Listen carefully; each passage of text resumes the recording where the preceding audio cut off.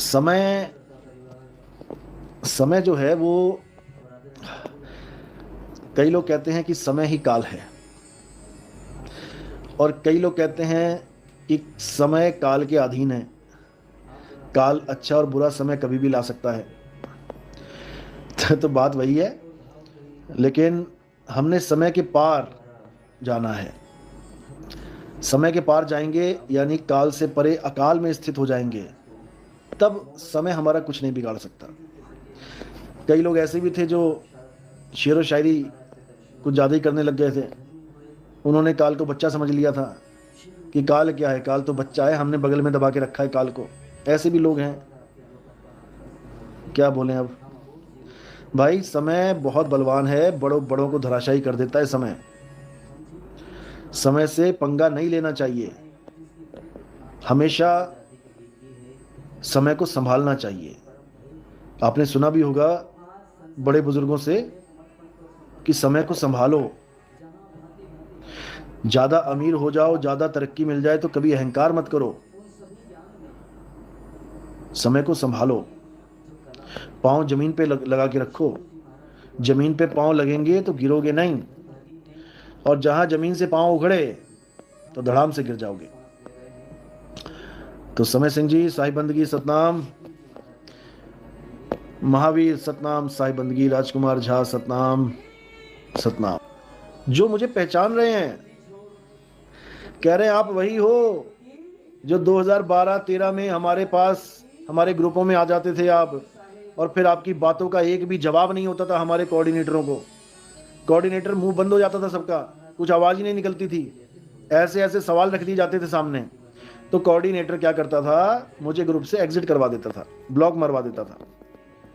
आज वो लोग सोच रहे हैं, समझ रहे हैं मेरी बात को, और कह रहे हैं कि अगर हमें पहले पता लग गया होता कि आपका ये ज्ञान है तो हम कब के आपके साथ जुड़ गए होते। लेकिन हमारी आंखों पे रामपाल जी महाराज की पट्टी चढ़ी हुई थी, हम उनको ही सतगुरु मान बैठे थे, हम उनको ही 21 ब्रह्मांड का स्वामी मान बैठे थे। यानी 21 ब्रह्मांड का स्वामी तो चलो काल भगवान बताते हैं, वो 21 ब्रह्मांड में सतगुरु मान बैठे थे कि 21 ब्रह्मांड में इससे ऊपर का ज्ञान कोई दे ही नहीं सकता।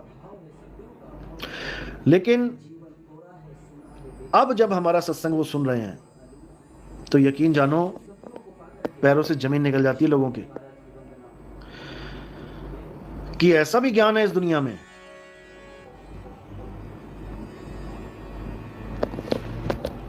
निहाल हो जाते हैं सुन के लोग।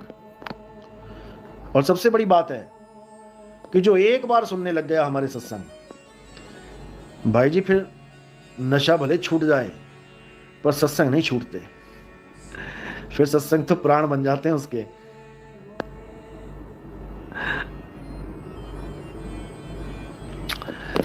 तो बहुत अच्छी बात है, जो लोग मालिक की दया से सत्संग से जुड़े हैं, और बंदी छोड़ की कृपा भी बहुत हो रही है। धन्यवाद उन लोगों के जो मालिक की कृपा के पात्र बने हुए हैं। वो किताबों में भी लिखी है। भाई मेरी बात को मान जा, सच बोल रहा हूं, नहीं तो अनुभवी को किताबों की जरूरत नहीं होती। मैंने भी कोई किताबें नहीं पढ़ी हुई हैं भाई, आप यकीन नहीं मानोगे, अपने मदन साहिब का जो ग्रंथ है वो भी मैंने पूरा नहीं पढ़ा था, थोड़ा सा पढ़ के बत्ती जल गई थी। ये समझ लो, जो चाहिए था वहीं से समझ आ गया था, उसके बाद शेष नहीं रहा था कुछ भी। उसके बाद परमात्मा की दया शेष थी, और परमात्मा की दया हुई, भरपूर हुई। गुरु की मोहर जरूरी थी, वो भी मालिक ने लगवाई, बिल्कुल लगवाई। मर्यादा में रहना था, बिल्कुल रहे। कोई नहीं कह सकता कि मर्यादा भंग करी। मर्यादा भंग कैसे होती है, जैसे ग्रुपों में हमारे खिलाफ लोग बोलते हैं, ये होती है मर्यादा भंग। हम कभी अपने गुरु को गलत नहीं बोलते, ना ही उनका कभी हम मजाक उड़ाते हैं। जो आप ऑडियो वीडियो कोई सुनते भी हो, वो एक परीक्षा चल रही थी जिसको मैं 31 दिसंबर को सारा क्लियर कर दूंगा, विद प्रमाण, विद प्रूफ। याद रखना, साहिब कहते हैं बंदा भूला बंदगी, साहिब भूले नाही, और जिस दिन साहिब भूल गए उस दिन बंदा नाही। तो ये हाल हो गया उसका। जो कहता था मैं अपना शरीर छोड़ के देश विदेश में घूम के आता हूं, वो दोबारा ना घुस पाया अपने शरीर में। निकल गया तो दोबारा घुस के दिखा दे भाई, क्यों हॉस्पिटल। देखो अच्छी तरह समझ लो, बार बार मैंने ये भी समझाया है, जो वेदों में पुराणों में आत्मा की बात की जा रही है, वो जीवात्मा की बात की जा रही है। जीवात्मा की महिमा गा रखी है इन लोगों ने, लेकिन जो परमात्मा है उसकी महिमा ये भी नहीं गा पाए। ये देह और जीव इन दोनों की महिमा गा के चले गए हैं, लेकिन परमात्मा की महिमा नहीं गा पाए। आप अच्छी तरह पढ़ेंगे, आपको समझ में आ जाएगा कि कहां तक की बात चल रही है, क्योंकि इन्होंने बार बार यही बोला है कि आत्मा शरीर के अंदर है, अंदर है, अंदर है, जबकि आत्मा शरीर के अंदर कौन सी है? जीवात्मा। इसको समझ लो। और बाबा नानक ने जिस आत्मा की बात करी है वो है अजूनी, जो जूनों में नहीं आती, जो जूनों से रहित है। वो कौन है? वो परमात्मा है। अच्छी तरह समझ लो इसको। आत्म तत्व के बारे में ही तो मैं पहले सत्संग से समझा रहा हूं। जब तक आत्म तत्व नहीं जान पाओगे तब तक हमारा सत्संग आपके समझ में ही नहीं आएगा। आत्म तत्व वो है जो अजन्मा है, नित्य है, शाश्वत है, जो सदा सदा रहता है, अनंत है, अबोल है, अडोल है, अचल है, अछेद है, अकह है, अनाम है। उसी के सब नाम हैं। ये सारे नाम उसी के रखे हुए हैं। किसी ने राम राम कह दिया, किसी ने अल्लाह अल्लाह कह दिया, किसी ने वाहिगुरु वाहिगुरु कह दिया। सब उसी आत्मदेव के नाम हैं। आत्मदेव पूजिए, गुरु के सहज सुभाए। तो अच्छी तरह हर बात को समझना है। और जीवन में जब गुरु आ जाता है, देखो गुरु का मतलब है मर्यादा। आपके बच्चे, अब दो बच्चों को ले लो, एक बच्चा स्कूल में जाता है और एक बच्चा गलियों में घूमता है, कभी स्कूल के दर्शन भी नहीं करता। जब वो आपसे बातें करेंगे दोनों, तब आप 1 मिनट में पहचान जाओगे कि कौन सा स्कूल वाला बच्चा है और कौन सा निगुरा बच्चा है, कौन सा अनुशासन में रहता है, कौन सा अनुशासन में नहीं रहता है, कौन मर्यादा में है, कौन मर्यादाहीन है। आपको एकदम पता लग जाएगा। तो जब जीवन में गुरु आ जाता है तो पहला जो कार्य होता है गुरु का, वो क्या होता है? आपको अनुशासनहीन से अनुशासित करना। पहले तो आपका अनुशासन बनाता है गुरु, आपको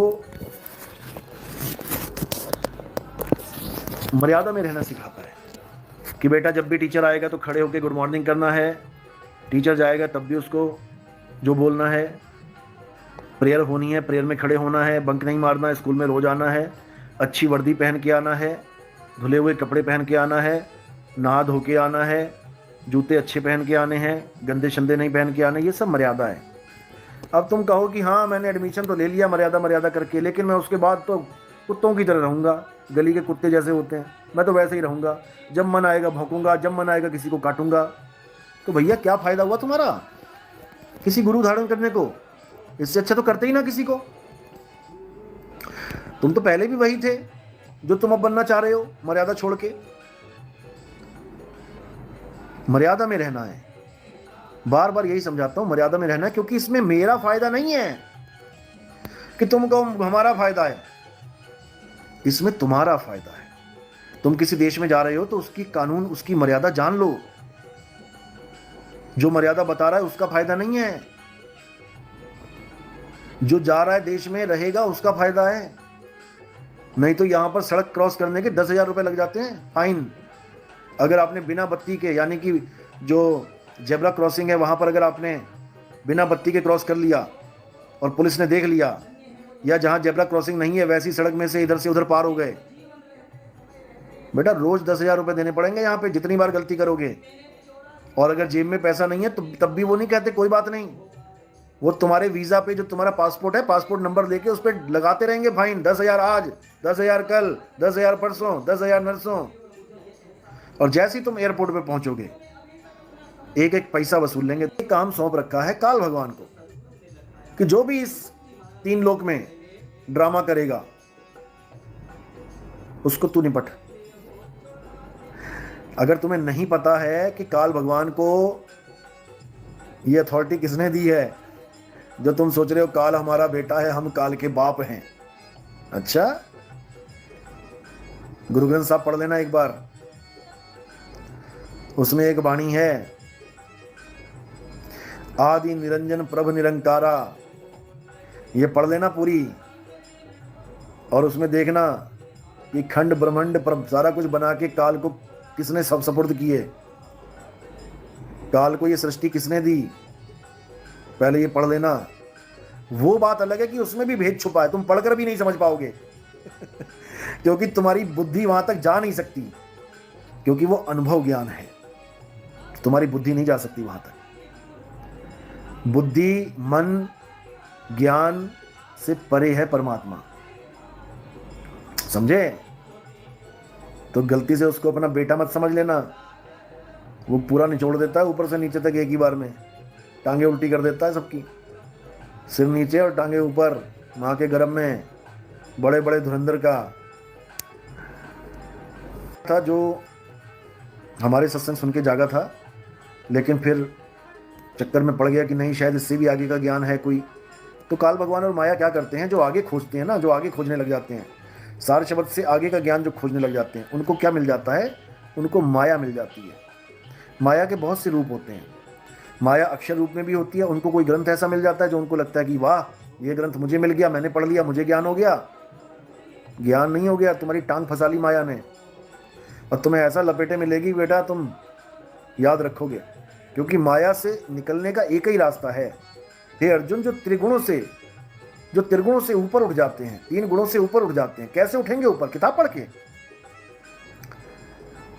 किताब पढ़ के नहीं उठते भैया। जो तुम सोच रहे हो मैंने ये ग्रंथ पढ़ लिया, मैंने वो ग्रंथ पढ़ लिया, मुझे ज्ञान हो गया, अब नितिन दास मेरे सामने कुछ नहीं है, अब मैं परम ज्ञानी हो गया। तुम्हारे जैसे ज्ञानी रोज चक्की में पिसते हैं माया के, सबकी टांगे उल्टी कर देती है वो 2 मिनट में, समझे? और किस किस माया के चक्कर में पड़े हो वो भी पता है। तो बात यही है कि अच्छी तरह समझ लो, ये जो मूल ज्ञान है, इस ज्ञान के आगे अगर कोई खोजता है, आगे खोजे गिर पड़े और पीछे खोजे भुलाए, सार शब्द से आगे खोजे बांधा जमपुर। आप उनसे केवल एक सवाल पूछ लो, सृष्टि रचना कैसे होती है? जब परमात्मा ही परमात्मा था अकेला, तो सृष्टि रचना कैसे हुई? बस इतना सवाल कर लो। हमें तो अच्छी तरह समझ में आया है, अच्छी तरह पता लगा है, अनुभव ज्ञान के द्वारा परखा भी है, लेकिन वो ऐसे बताया नहीं जाता कि किसी को भी बताने लग जाओ। वो ही असली मास्टर की है जो सतगुरु के पास होती है, ये नकलियों के पास नहीं होती। इनको तो ये भी नहीं पता कि सृष्टि की शुरुआत कैसे हुई है। अरबद नरबद धुंधुकारा, क्या है ये धुंधुकारा? कई लोग कहते धुंध है जी, धुंध। अरे भाई जब दुनिया ही नहीं है, धुंध कहां से आ गई? फिर तो 5 तत्व बाद में बने हैं, पहले धुंध हो गई। क्योंकि इन लोग को कुछ नहीं पता, बस वाणी पढ़ लेंगे और बुद्धि दौड़ा लेंगे, जहां तक बुद्धि दौड़ लेगी उसी को सत्य मान लेंगे, जबकि बुद्धि का खेल ही नहीं है वहां तक। बुद्धि तो बहुत पीछे रह जाती है, विवेक का कार्य चलता है वहां से आगे, और विवेक अनुभव ज्ञान को कहते हैं। अनुभव ज्ञान के द्वारा विवेकी हुआ जाता है। आपको कोई विवेकी नहीं बना सकता अगर उसको अनुभव नहीं हुआ हो, याद रखो इस बात को। अगर विवेक जागा है किसी का तो अनुभव के द्वारा जागा है। इसीलिए कबीर साहब कहते हैं अनुभव ज्ञान बिना सब झूठा, झूठी हाट लगाई। ये जितने गुरुआ बैठे हैं, कोई 1 चेला लेके बैठा है, कोई 2 चेले लेके बैठे हैं, कोई 10 चेला लेके बैठा है, ये सोच रहे हैं हम परमात्मा ही हो गए। जो ज्ञान हमें मिल गया वो किसी के पास है ही नहीं। भाई ऐसे नहीं होता, ये मालिक की मोहर लगती है। जिस पे मोहर लगती है वो किसी ज्ञान का मोहताज नहीं रह जाता। ऐसे नहीं बोल दिया गुरु गुड़ रह गया, चेला शक्कर हो गया। जब गुरु से चेला आगे बढ़ जाएगा तो बताओ गुरु के ज्ञान का अस्तित्व क्या रहा उसके सामने? तुम्हारा गुरु 10वीं पास है, तुम कॉलेज पास कैसे कर लोगे? गुरु गुड़ रह गया, चेला शक्कर हो गया, चेला गुरु से आगे कैसे चला गया? परमात्मा की मोहर से, क्योंकि फिर उसको पढ़ाई परमात्मा करवा रहा है। परमात्मा ही गुरु को भी पढ़ाई करवा रहा था, लेकिन गुरु 10वीं तक ही रह गया और चेला कॉलेज में आ गया। इसलिए बोला जाता है गुरु गुड़ रह गया और चेला शक्कर हो गया। ये मेरा बनाया दोहा नहीं है, ये मेरी बनाई बातें नहीं है, ये युगों युगों से चलती आ रही हैं। ये कबीर साहब पे भी लागू होती है। गुरु गुड़ रह गया, उनका गुरु पत्थर पूजनीय रह गया, पत्थर पूजता रह गया, और चेला शक्कर हो गया, चेला आत्मज्ञानी हो गया। इसी प्रकार मदन पंथ में जितने भी ये आ का ढिंडोरा पीट रहे हैं, आ अक्षर लिख के कहते हैं यही सार शब्द है, कोई सिर के ऊपर आ को टांग के बैठा है, कोई छाती पे आ को लगा के बैठा है, कोई त्रिकुटी में आ लिखवा के बैठ गया, कोई दरवाजे पे आ लिखवा के बैठ गया, कोई झंडे पे आ लिखवा के बैठ गया। हम इस ज्ञान को रिजेक्ट करके आगे बढ़ गए हैं। मदन साहिब के पंथ का ज्ञान आ ही है, जो इन लोगों ने चला रखा है, 12.5 पंथियों ने। हम 12.5 पंथी नहीं हैं, समझ लो अच्छी तरह। कल को तुम्हें लगे कि ये मदन साहिब के पंथ से ज्ञान लेके आया है और अपना बना के बैठ गया। हमारे ज्ञान से तो उनको मिर्ची लगती है पूरी, सारे पंथ वालों को, जितने साधु बैठे हैं। हमारा ज्ञान सुन के तो उछलते हैं 2-2 फुट ऊपर। ये कहां से बोल रहा है, ये कहां से ले आया ज्ञान?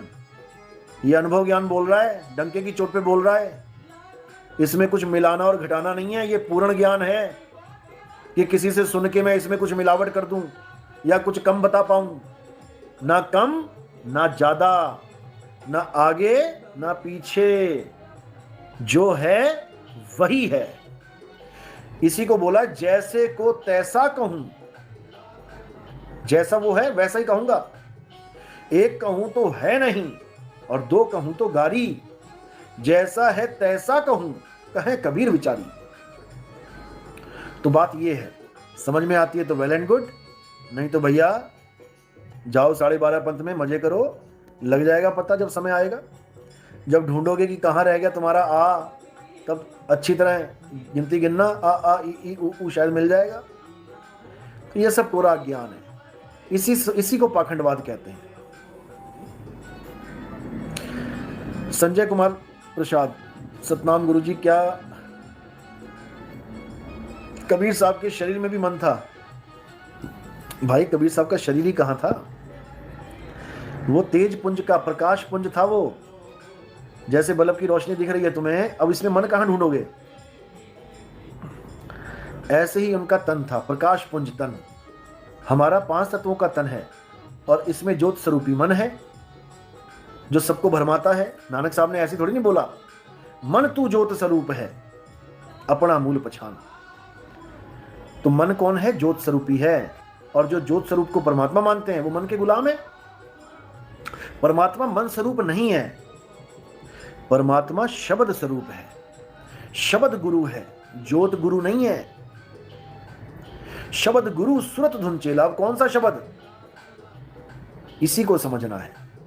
शब्द शब्द सब कोई कहे, वह तो शब्द विदेह, और जीबा पे आवे नहीं, निरख परख कर ले। जीभ पे नहीं आता वो शब्द। और इस मूर्खानंद ने क्या, काला बिल से बाहर जब महाभारत हुई, सब राजा छुपे बैठे थे, मैं नहीं लड़ूंगा, मैं नहीं लड़ूंगा, मैं नहीं लड़ूंगा। सबको निकाला, आजा बेटा तू भी आजा, तू भी आजा। किसी को जोश दे दे के, किसी को कसमें लगा लगा के, किसी को कैसे कैसे, सबको निकाला बाहर कि आओ बेटा युग परिवर्तन होने वाला है, एक भी छुपा नहीं रहना चाहिए बिल में। और आके सबका कांड हो गया। इसी प्रकार नितिन दास भी बिल में छुपे हुए सब ज्ञानियों को बाहर निकाल रहा है। अभी आपको नहीं पता कि मैं क्या करने वाला हूं। 2018 में मैंने बोल दिया था कि घर घर में गुरु बैठे होंगे और सब निकल के यूट्यूब पे आ जाएंगे। बरसात हो चुकी है, मेंढक टर टर टर करेंगे और सारे मेंढक निकल आए। अभी और भी निकलेंगे। अभी तो नई नई दुकानें सजेंगी, देखते जाओ। ये सब प्री प्लानिंग है मालिक की। युग बदलने से पहले एक भी ऐसा गुरु नहीं छुपा रहेगा जो बाद में कुछ मिलावट कर सके। सबको एक ही झटके में साफ करेंगे। सबका ज्ञान, जिसको अज्ञान बोला जाता है, सब धराशायी हो जाएगा। और इस दुनिया में एक झंडे की स्थापना होगी, और वो एक झंडा हिंदू मुस्लिम सिख ईसाई में से किसी का नहीं होगा। वो सतनाम का झंडा होगा, परमपिता परमात्मा का झंडा होगा। उसमें अक्षरों का खेल नहीं होगा कि ये अल्लाह के नाम का झंडा है, कि वाहिगुरु के नाम का झंडा है, कि राम के नाम का झंडा है, कि गॉड के नाम का झंडा है। ये झंडा सतनाम के नाम का होगा। सतनाम यानी सच्चा नाम। उसी का नाम अल्लाह, उसी का नाम वाहिगुरु, उसी का नाम गॉड, उसी का नाम राम है। लेकिन ये सारे नाम कृत्रिम नाम हैं, गुरु ग्रंथ साहब में बिल्कुल क्लियर लिखा हुआ है। कितने नाम लिख दिए, केशव, कमलेश, कृष्ण मुरारी, माखन चोर, पता नहीं कितने नाम लिख दिए जितने उस समय पे चलते थे भगवानों के। और बाद में क्या लिख दिया, कृत्रिम नाम कथे तेरे जिह्वा, यानी तेरे ये सारे नाम जीव से कथे जाने वाले सब नकली हैं, इनको जपने से किसी को कुछ नहीं मिलने वाला, इन सबको त्याग दो। कृत्रिम नाम कथे तेरे जिह्वा, सत्य नाम तेरा परापुर बला। अब उसी सतनाम का डंका बजेगा, उसी सच्चे नाम का डंका बजेगा। और सच्चा नाम कोई 52 अक्षरी अल्लाह वाहिगुरु गॉड नहीं है। सच्चा नाम है तुम्हारी आत्मा, जिसका कभी नाश नहीं होता। हे अर्जुन, ये आत्मा अजन्मा है, नित्य है, शाश्वत है, यही सत्य है। आत्मा के अलावा जो कुछ भी है वो सब असत्य है। तो सतनाम और असतनाम क्या है, आत्मा को छोड़ के जो कुछ भी है वो असत नाम है, और जो आत्मा है वही सतनाम है। तो वो जो झंडा है वो सतनाम का झंडा यानी आत्म ज्ञान का झंडा होगा। जल में मीन प्यासी, मुहे देखत आवे हासी, आत्म ज्ञान बिना नर भटके, कभी काबा कभी काशी। ये दुनिया भर के आचार्य घूम रहे हैं, खुद दारू पीते हैं विदेशों में जाके, और यहां प्रचार करते हैं कि शराब मत पियो, अंडा मत खाओ, हम तो दूध भी नहीं पीते। दूध नहीं पीते हो, शराब पीते हो, शर्म करो, इससे अच्छा तो दूध पीने लग जा। ऐसे ऐसे धुरंधर, ऐसे ऐसे घनचक्कर आ गए हैं इस पंथ में, इस धार्मिक फील्ड में। क्या किया जाए, जब तक जागृति नहीं होगी जीव की, ऐसे ही धोखेबाज धोखा देते रहेंगे, लूटते रहेंगे। लेकिन जैसे ही जागृति हो गई फिर इनके जाल में कोई फंसने वाला नहीं है। याद रखना इस बात को। ऐसा कैसा आत्मज्ञानी गुरु मिल गया भाई आपको। देखो आत्मज्ञान कोई अक्षर थोड़ी नहीं है कि तुम्हें अक्षर चटवा दिया, अक्षर रटवा दिया। बताओ, वो मूर्ति तुम गिरा दो, वो मूर्ति तुम फोड़ दो, वो पूजने लायक नहीं रह जाएगी। तुम आत्मा को फोड़ के दिखाओ, तुम आत्मा को छू के दिखाओ। तो इसीलिए कबीर साहब ने बोला है, कबीर आत्म ज्ञान का पड़ा नगर में शोर, और पूछो कैसी आत्मा देते दांत निपोर। आत्मा आत्मा तो सब कर रहे हैं, लेकिन आत्मा का ज्ञान ही नहीं है उनको, तो पत्थर ही पूजेंगे और क्या करेंगे। भजन को भी मना किया। राम भजन क्या होता है? अगर आप राम को जप रहे हो, राम राम राम राम राम राम राम, तो कबीर साहब ने कहा है कि मेरे सिर से टली बला, अगर ये राम राम जप छूट जाए तो मेरे सिर से बला टल जाए, और अगर मुझे राम राम का सिमरन मिल जाए तो मैं तर जाऊं। राम नाम की लूट है, लूट सके तो लूट, और अंतकाल पछताएगा जब प्राण जाएंगे छूट। राम नाम रटते रहो जब लग घट में प्राण, और कब हूं दीन दयाल के भनक पड़ेगी कान। राम राम में फर्क है भाई, नाम नाम में फर्क है। एक नाम 52 अक्षरी नाम है, और एक नाम आत्मा है, सतनाम है। इसी को बोला है, एक नाम को जान के दूजा दे बहा, और चंचल से निश्चल भया नहीं आवे नहीं जा। तो भैया वो ज्ञान अलग है, उसको समझना पड़ेगा, नहीं तो धक्के मिलेंगे, कोई फायदा नहीं है।